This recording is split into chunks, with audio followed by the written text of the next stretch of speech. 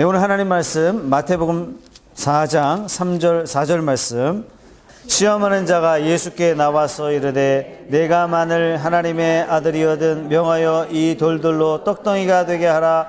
예수께서 대답하여 이르시되 기록되었으되 사람이 떡으로만 살 것이 아니요 하나님의 입으로 나오는 모든 말씀으로 살 것이라 하였느니라 하시니. 우리 4절 다시 한번 읽겠습니다. 시작. 예수께서 대답하여 이르시되 기록되었으되 사람이 떡으로만 살 것이 아니요 하나님의 입으로부터 나오는 모든 말씀으로 살 것이라 하였느니라 하시니. 하나님의 말씀으로 살고자 여러분들이 이 자리에 나온 줄로 믿습니다. 경제가 어려울수록 힘들수록 하나님 말씀 앞으로 모이는 것은 이것은 하나님이 주시는 신령한 축복이 아닐 수가 없습니다. 하나님께서 장차 여러분의 삶에 함께 하시고 동행하시고 임재하셔서 우리 스스로도 상상할 수 없는 놀라운 인생을 주로 말미암아 살게 될 줄로 믿습니다. 하나님을 향하여 큰 기대를 하십시오. 하나님을 향하여 큰 소망을 하십시오. 내가 대단하기 때문에 큰 소망을 하는 것이 아니라 내가 믿는 하나님이 유일하신 하나님이요 전능하신 하나님이요 내가 믿는 그 하나님이 나를 위하여 아들 예수를 아낌없이 내어주신 그분이 저와 여러분들을 위하여 그 무엇을 아끼시겠습니까? 그 하나님의 풍성함을 믿고 우리는 기대하는 거예요. 나는 비록 부족하지만, 나는 비록 연약하지만, 나는 비록 작은 자이지만 나는 하나님을 향하여 크게 소망합니다. 하나님이 아버지이시기 때문에 저와 여러분의 삶에 이런 삶이 있으시기를 주님의 이름으로 축복합니다. 삶은 계란인데 삶이 뭐냐? 이게 딱 계란이에요. 우리의 인생이 뭐냐? 딱 계란이에요. 계란이 깨지는 게 딱 두 가지 종류인데 외부에서 계란을 딱 깨는 순간 그건 후라이가 돼요. 그런데 그 계란을 자기가 깨고 나오면 생명이 됩니다. 저와 여러분들이 말씀을 들어야 되겠다. 찬양을 해야 되겠다. 내가 이 위기 가운데 하나님 앞에 나와야 되겠다. 라고 생각한 사람은 계란을 깨고 스스로 나온 자와 같은 거예요. 그런데 내가 정신 못 차리고 내가 흥청거리고 하나님과 멀어진 거에 대해서 위기의식을 깨닫지 못하고 결국은 크게 환난을 당해서 하나님 앞에 크게 얻어맞고서야 비로소 돌아온다면 그것은 마치 후라이와 똑같은 것입니다. 오늘 이 자리가 여러분 인생에 하나님 앞에 마치 병아리가 알에서 부화하는 것 같은 그런 생명력 있는 예배의 자리가 되시기를 주님의 이름으로 축복합니다. 만약에 우리 인생을 한 번 더 산다면 많은 사람들이 이렇게 이야기해요. 내가 이렇게 살지는 않을 텐데. 이런 생각을 많이 합니다. 이 이야기는 뭐냐면 우리가 한 번 사는 인생을 정말 지혜롭게 산다는 것이 결코 쉬운 문제가 아니에요. 우리는 삶에 여러 번의 위기를 만납니다. 근데 그 위기가 단지 우리가 무너지는 위기라고만 생각해서는 안 돼요. 어쩌면 하나님께서 그 과정을 통해서 저와 여러분들을 영적으로 성장시키고 지적으로 성장시키고 가정적으로도 성장시킬 수 있는 모든 면에 있어서 성장할 수 있는 어쩌면 좋은 기회가 될 수도 있는 것입니다. 저와 여러분의 삶에 어떤 일을 만나든 이 하나님의 지혜가 늘 있었으면 좋겠는데 우리의 생각처럼 그렇게 쉽게는 안 됩니다. 주로 우리가 경험하는 건 뭐냐면 일을 지혜롭게 마무리해서 놀라운 은혜를 경험하기보다도 주로 대부분이 실수해서 많은 손해를 보고 나서 결국 사람을 잃고 나서 저렇게 하면 안 되는데 하는 그런 후회스러운 표현들을 우리가 얼마나 자주 하는지 모릅니다. 그런 일을 경험할 때마다 내 주변에 좋은 멘토가 있었으면 좋겠다. 이런 바람이 간절해지죠. 저와 여러분들이 들고 있는 이 성경의 말씀이야말로 하나님께서 저와 여러분들에게 주시는 최고의 멘토의 말씀이시고 생명의 말씀이시고 우리의 인생을 가장 지혜로운 길로 인도하는 하나님의 말씀인 줄로 믿습니다. 1920년도에 시카고 대학의 로버트 허친슨 박사가 총장으로 부임해서 학생들에게 고전 읽기 운동을 시켰어요. 그래서 이 학교의 고전 읽기 운동 때문에 전 세계에 독서 열풍이 일어나게 되죠. 고전을 읽으면서 위대한 스승을 만나십시오. 영원 불변하는 진리를 만나십시오. 고전을 통해서 영원 불변하는 진리를 만났거든 목숨을 걸고 사십시오. 이 메시지를 들었던 그 젊은이들이, 그 뜨거운 젊은이들이, 비록 그때 당시에는 삼류대학이었지만 그 메시지를 들었던 삼류대학 학생들이 세계 초일류 대학으로 거듭나는 놀라운 일이 일어났습니다. 그런데 그보다도 더 귀한 말씀이 저와 여러분들에게 있지 않습니까? 이 생명의 말씀 때문에 우리는 비록 약하고 부족하지만, 우리는 비록 연약하지만, 우리는 잘 넘어지지만 이 생명의 말씀 때문에 하나님과 늘 동행하면서 비록 작은 다윗이 제국의 위대한 통치자로 하나님이 사용하셨던 것처럼, 비록 작은 다니엘이 비록 포로로 끌려갔지만 제국을 섬기는 위대한 총리로 하나님이 그를 빛나게 쓰셨던 것처럼 저와 여러분들이 하나님의 말씀에 사로잡혀서 이 땅의 가장 지혜로운 자로 하늘의 별과 같이 빛나는 하나님의 사람들이 다 되시기를 주님의 이름으로 축복합니다. 창세기는요, 모든 것의 시작이에요. 만물이 시작되었죠. 사람이 시작되었죠. 사랑이 시작되었죠. 이별이 시작되었죠. 죄가 시작되었죠. 또한 구원도 시작되었습니다. 창세기는 딱 한마디로 뭐라고 표현할 수 있냐면 시작이에요. 하나님께서 아브라함을 부르셨어요. 하나님께서 아브라함을 부르셨는데 아브라함은 말씀을 쫓아서 갔습니다. 이삭에게는 두 아들이 있어요. 에서와 야곱이 있습니다. 장자권 때문에 큰아들 에서는 눈이 멀어서 팥죽으로 장자권을 팔게 되죠. 반면에 야곱은요, 하나님의 말씀을, 약속의 말씀을 다 붙잡고 갔어요. 약속의 말씀을 붙잡고 갔던 야곱은 치사한 사람이고 야비한 사람이고 인간적인 매력으로 봤을 때는 남자다움이 전혀 없는 사람이지만 약속의 말씀을 딱 붙잡았던 그의 인생을 통하여 하나님이 축복하셨다는 사실이에요. 정말 중요한 건 뭐냐면 내가 얼마만큼 사회적인 조건이 잘 준비되었느냐, 그것보다도 나는 무엇을 따라가느냐, 이것은 정말 중요한 문제가 아닐 수 없습니다.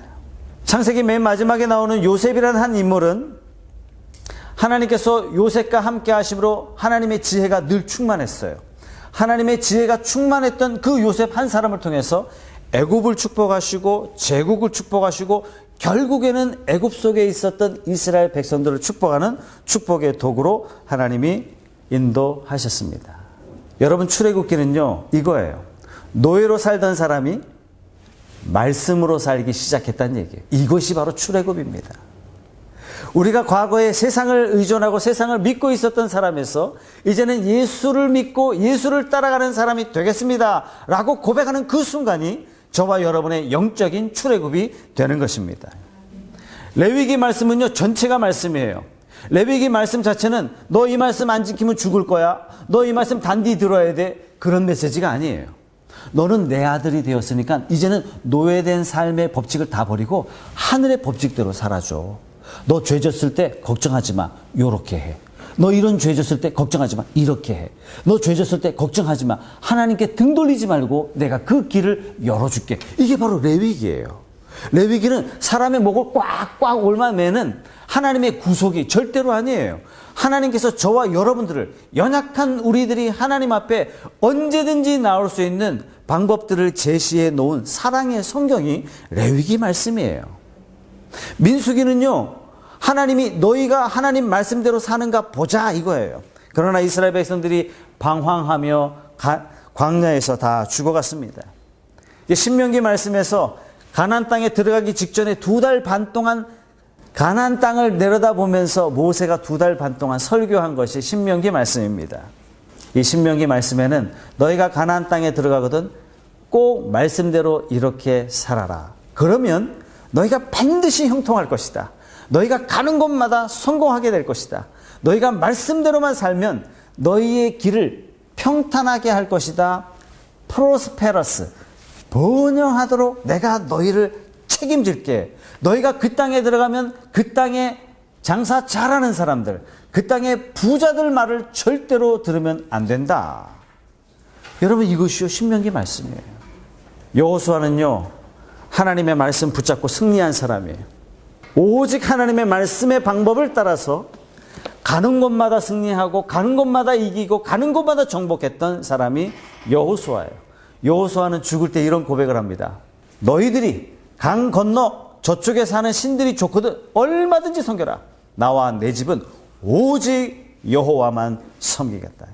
여러분, 이 신앙이 저와 여러분의 신앙이 되시기를 주님의 이름으로 축복합니다. 지금도 이 세상은요, 저와 여러분들을 끊임없이 타협해요. 기가 막힌 경영법이 있다 그러고, 기가 막힌 상술이 있다 그러고, 기가 막히게 단숨에 부자, 어마어마하게 부자 될 수 있는 방법이 얼마든지 있다고 우리를 유혹해요. 방법은 딱 하나예요. 유혹되지 마시고 이 말씀에 사로잡히는 저와 여러분 되시기 바랍니다. 사사기는요, 이스라엘 백성들이 가나안 땅에서 하나님의 말씀을 그대로 따르지 않았어요. 그 땅에 사는 가나안 족속의 말을 그대로 따랐어요. 세상과 타협했어요. 왜 타협했어요? 눈에 보니까 저 사람이 부자거든요. 눈에 보니까 그 사람들이 더 많은 농토를 짓고 살거든요. 눈에 보니까 저 사람이 더 강대하거든요. 그 사람들이 유혹합니다. 여호와는 광야의 신이라 가나안 땅의 신은 바알과 아세라입니다. 우리 쫓아내지 마시고 우리를 내버려두면 농사 대신 져줄 테니까 바알과 아세라를 멸하지 않도록 해 주십시오. 이 말에 이스라엘이요 타협하기 시작해요. 여호와도 섬기고 바알도 섬기고 여호와도 섬기고 아세라도 섬기고, 이 이스라엘 백성들을 하나님께서 싫어하셨습니다. 정말 미워하셨어요. 사사시대에 얼마나 고난을 많이 당하는지 미디안 군대가 쳐들어와서 40년 동안 짓밟혀요. 애굽의 군대가 와서 20년 동안 짓밟혀요. 수많은 악순환이 반복되는데도 불구하고 이스라엘 백성들이 깨닫지 못해요. 이때 룻이라는 한 여자를 하나님께서 준비하세요. 놀랍게도 이 룻이라는 한 여성은 이스라엘 유대인이 아니라 모압 여자예요. 이스라엘 백성이 하나님의 말씀을 버리자 이방 여인을 통해서 하나님께서 후사를 내리기로 작정하셨습니다. 사무엘 상하에 보면은 여러분 중요한 인물이 엘리 제사장, 사무엘, 사울, 다윗 4명의 걸출한 역사의 지도자가 나옵니다. 엘리 제사장은 비록 제사장이지만 하나님과 백성 사이에 중보의 역할을 해야 할 제사장이지만 그는 영적인 눈이 어두웠다 그랬어요. 사무엘은 비록 어린 나이였지만 무엇을 잘했냐면 하나님의 음성을 잘 들었어요. 다른 걸 잘했던 것이 아니라 주님의 음성을 듣기를 누구보다도 잘했습니다. 이스라엘 역사상 가장 위대한 사사로 쓰임받게 됩니다. 자, 이스라엘 초대 왕 이 사울은 하나님 앞에 예배하는 것보다도 재산을 더 소중하게 생각했어요. 예배라는 틀을 통해서 사울은 하나님 앞에 제사 지내기 위해서 양과 소를 감추어 둡니다. 여러분, 이건 탐욕이에요. 하나님은 소를 원하는 게 아니에요. 하나님은 양을 원하는 것이 아니에요. 하나님은 제사를 원하는 것이 아니에요. 하나님의 말씀 앞에 순종하는 것을 원한다라고 사울에게 말씀하셨습니다. 그 다음에 세워진 왕이 다윗이에요. 다윗은 역사상 가장 하나님이 기뻐하시는 주의 종이었죠. 수많은 왕들에게 항상 하나님이 이렇게 말씀하셨어요. 내 종 다윗과 같이 행한다면 내가 복을 주겠다. 내 종 다윗과 같이 행한다면 복을 주겠다. 도대체 다윗이 어찌 했길래요? 다윗은요, 무슨 일을 할 때마다 항상 하나님께 물어봐요.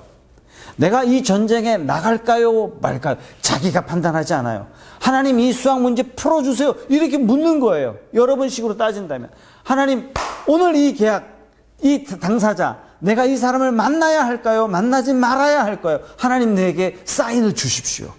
내 삶에 일어나는 모든 일거수일투족을 주님께 맡기는 거예요. 하나님의 음성이 없으면 자기는 나가지 않겠다는 얘기예요. 모든 가치가 어디에 붙들려 있냐면 오직 하나님께 붙들려 있었던 사람이에요. 여러분, 백성으로부터 대단한 존경과 영광을 받았던 왕이 자기를 내려놓고 하나님의 음성을 듣는다는 것은 쉽지 않은 겁니다. 사람이 교만해질 수 있는 환경이 되면요, 사람들의 말을 안 들어요. 말씀은 안 읽어요. 하나님 음성 듣고 판단하려고 하지 않아요. 자기가 판단하려고 그래요. 그러나 다윗은 죽는 날까지 하나님의 음성을 들으려고 하나님 앞에 묻습니다. 하나님께서 이런 다윗을 주께서 기뻐하셨어요. 역대상하 성경을 읽어보면 이스라엘은 거론되지 않습니다. 남쪽 유다만 거론되고 있는데 남쪽 유다가 완전히 멸망한 다음에 역대상하를 기록합니다. 역사서를 기록하고 있는 것이죠. 말하자면 오늘날 조선 왕조를 쓰고 있는 거예요. 왜 쓰고 있느냐? 이미 역사서가 있는데 에스라는 고민하고 있는 거예요. 하나님이 축복하시는 나라, 하나님이 임재하시는 나라, 하나님이 약속하신 나라, 하나님께서 이 민족을 통해서 천하 만민이 복받게 하겠다라고 그렇게 약속하시고 축복한 이 이스라엘이 왜 망했냐 이거예요. 여러분 궁금하지 않습니까? 저는 그런 차원에서 에스라가 쓴 역대상하는 정말 성경 66권 중에 보배 같은 책이 아닐 수가 없습니다. 이 역사를 들추어 보면서 에스라는 깨닫게 되는 거예요. 왜 이 나라가 망했냐 이거예요. 딱 하나예요. 하나님의 말씀을 떠났을 때 하나님의 징계가 임했고 하나님의 말씀을 붙잡았을 때 지푸라기 같은 이스라엘을 하나님이 어떻게 축복하시냐면 그 강대국이 벌벌 떨도록 하나님이 만들어주시더란 얘기예요. 여러분 히스기야 앞에 18만 5천 사내립이 쳐들어왔어요. 이걸 어쩌냔 말이에요. 10만만 쳐들어와도 이스라엘은 초토가야 되는데 히스기야가 이 사내립에 편지를 들고 포고장을 들고 하나님 앞에 나갑니다. 주님, 하나님을 붙잡았을 때 하나님께서 이스라엘에게 회복을 주십니다. 저와 여러분의 삶에 힘들고 어려운 일 왜 없겠습니까? 그럴 때마다 우리가 말씀으로 탁 돌아오면서 하나님의 말씀 붙잡고 다시 일어나는 저와 여러분 되시기를 주님의 이름으로 축복합니다. 오늘 말씀에 사탄이 예수님을 시험해요. 여러분 사탄은 누굽니까? 천사가 타락한 게 사탄이라 그러잖아요. 여러분 천사는요 어떤 존재냐면 하나님보다 조금 못한 존재예요. 인간하고는 상상할 수 없을 정도로 그 능력과 존엄에 있어서 인간과 매우 차별이 되는 것이 사탄, 천사들의 존재입니다. 많은 분들이 이 성경책을 보고 예수님이 40일 동안 금식 기도하셨으니까 배고프시니까 아니 돌을 떡으로 만들어서 좀 잡수세요. 이렇게 유혹했다고 하지만 실상은 그렇지 않습니다. 누구보다도 사탄은 예수님이 왜 오셨는지 정확하게 알았어요. 그래서 그 예수님을 시험합니다. 배고프신 분을 시험하는 것이 아니라 인류를 구원하시고자 오신 그 예수님은 지금 무엇을 전달하려고 오셨냐면 하나님이 그토록 말씀하셨던 그 말씀이 실체가 되어서 자신이 말씀이 되어서 이스라엘 백성들에게 임하셔서 말씀이신 당신이 이스라엘 백성들을 구원의 길로 인도하시고자 예수님이 오셨는데 사탄은 이렇게 유혹하는 거예요. 예수님, 저 돌들을 명하여 떡되게 하십시오. 여러분 이건 뭡니까? 아니 예수여, 당신이 피 흘린다고 해서 이 인간들이 당신 믿겠습니까? 지나간 4,000년 동안 두 눈 뜨고 분명히 보시지 않았습니까? 저 이스라엘 백성들, 당신이 사랑한다는 저 백성들은 배부르고 등 따시면 그만입니다. 저 인간들 배부르게 해주면 됩니다. 하나님께서 아들 예수를 갖다 바칠 필요 없습니다. 그러지 마십시오. 저 인간들은 하나님을 찬양합니다. 하나님을 예배합니다. 하나님을 찬양하고 예배하는 것은 하나님의 거룩하신 약속을 믿고 의지하기 때문에 그런 것이 아니라 돈 때문에 자기들이 부하게 되기 위해서 자기들이 먹고 살기 위해서 그러면 되는 존재입니다. 그러니 이 바닥들을 명하여 다 떡이 되게 하셔서 저들을 배부르게 하시면 그러면 예수님 잘 섬길 겁니다. 여러분 사탄의 하수인이 귀신이잖아요. 귀신이 귀신같이 아는 거예요.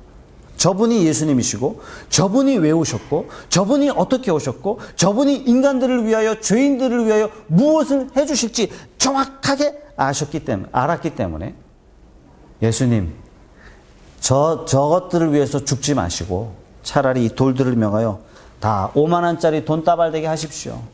미친 듯이 따라다닐 것입니다. 이런 사탄의 음성에 대해서 예수님께서 이렇게 말씀하세요. 사람이 돈으로 사는 것이 아니라 하나님의 말씀으로 산다. 하나님께서 인간을 창조하신 목적은 부하게 살도록 하기 위한 것이 아니라 하나님의 사람답게 하나님의 자녀답게 인간답게 살도록 하기 위해서 하나님이 저들을 부르셨고 그래서 내가 왔다. 자, 그렇다면 인간답게 하나님의 백성답게 진짜 제대로 사는 방법은 뭐냐면 오직 하나님의 말씀이라는 사실이에요. 여러분, 말씀을 묵상한다는 것은요, 과거에 하나님이 일하신 것을 배운다는 뜻입니다. 왜 배워요? 하나님이 어떤 하나님인지 알아야 하나님을 경배할 수 있어요. 그래서 신명기에는 이렇게 말씀하세요. 부지런히 가르쳐라. 하나님이 어떤 일을 하셨는지 과거에 일하신 하나님을 배우고 앞으로 내게 행하실 그 하나님을 믿고 따라가란 얘기예요. 이 하나님의 말씀을 묵상한다는 건 뭐냐면 영원 불변하는 가치를 발견한다는 얘기예요. 위대한 가치를 내 안에 제대로 딱 만들어 놓기만 하면 이 세상에 대해서 진리의 눈을 뜨게 되는 거예요. 진리의 눈을 뜨게 될 때 거짓을 제대로 볼 수 있게 되는 것이고, 진리를 가장한 거짓인지 진리를 향하고 있지만 부족한 것인지 정확하게 우리는 하나님의 말씀을 통해서 알 수 있게 되는 것입니다. 이 하나님의 말씀을 묵상할 때 하나님이 내게 주신 사명이 무엇인지 정확하게 아는 것입니다.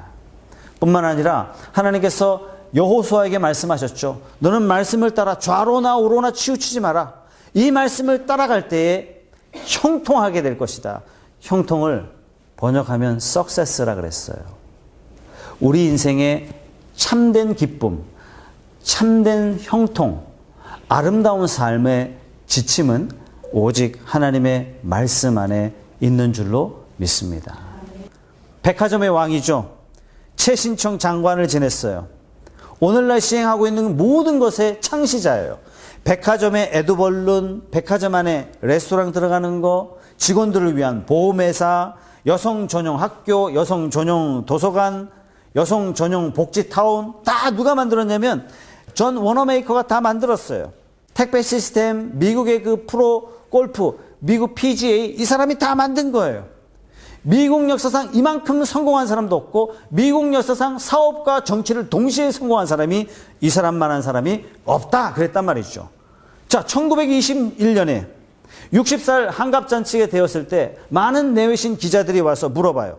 수많은 투자를 했는데 그 수많은 투자 중에 당신의 인생의 최고의 투자는 무엇이었습니까? 라고 물은 이 질문에 대해서 존 워너메이커는 조금도 주저하지 않고 내가 11살 때 $2 75센트 주고 산 빨간 가죽 성경책이 내 인생 최고의 투자였습니다. 내가 지금까지 사업하고 내가 대통령과 일하면서 변하지 않는 가치관을 정확하게 세워놓고 하나님 앞에 국가 앞에 떳떳하게 일할 수 있는 모든 삶의 지침은 전부 성경에서 나왔습니다. 사랑하는 여러분, 지금도 하나님은 존 워너메이커 같은 사람을 찾고 계십니다. 저는 수요 예배를 이렇게 시작하게 돼서 너무 감사해요. 여러분들이 예배당을 찾아온 것, 하나님을 찾아온 것, 하나님을 부르기로 작정한 것, 하나님 앞에 기도하기로 작정한 이 출발이 하나님이 기뻐 받으시고 저와 여러분의 삶에 상상하지 못할 일들로 저와 여러분들을 인도하실 줄로 믿습니다. 하나님 앞에 더 높이 찬양하십시오. 하나님의 말씀을 사모해서 말씀을 날마다 묵상하십시오. 말씀을 제1권위로 세우시고 그 어떤 것도 타협하지 마시고 말씀을 딱 붙잡고 나아가십시오. 하나님께서 저와 여러분들을 별과 같이 빛나는 하나님의 귀한 백성들로 세우시고 하나님이 영광을 받으실 줄로 믿습니다. 이 시간 한번 통성으로 한번 기도하겠습니다. 우리 기도하실 때 하나님, 말씀이 내 인생의 가치관 되어 주시옵소서. 나를 위하여 생명되어 주신 그 예수님을 따라 이제는 우리도 목숨을 걸고 말씀 붙잡고 매일매일 분투하며 하나님 나아가겠습니다. 목숨 걸고 복음을 전했던 바울과 같이 이제 우리도 하나님의 말씀 붙잡고 목숨을 걸고 하나님의 말씀 지켜나가는 그러한 삶이 되겠습니다. 불경기다 하는 이 세상 가운데 말씀 붙잡고 살아가는 삶을 하나님이 책임져 주심을 내 삶을 통해서 경험하고 내 삶을 세상에 믿지 않는 수많은 사람들에게 말씀의 증거자로, 축복의 증거자로 하나님 쓰임받게 하여 주시옵소서. 다 같이 한번 부르짖어 통성으로 기도하겠습니다.